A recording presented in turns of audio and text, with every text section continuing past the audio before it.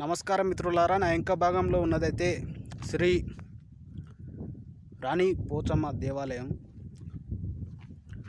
మొట్టమొదట శ్రీ నల్లపోచమ్మ ఇక్కడ కొలువై ఉన్నది. 14వ శతాబ్దం నాటి నుంచి రాములవారి దేవాలయం ఉన్నది.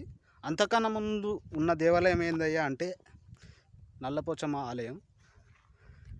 చెప్పుకోవాలంటే సిరిసినాల గ్రామాన ఏ ధాన్యరాశులు పండినా, బియ్యం పండినా మొట్టమొదట వండి పెట్టాల్సినటువంటి దేవత నల్లపోచమ్మ. ఎందుకంటే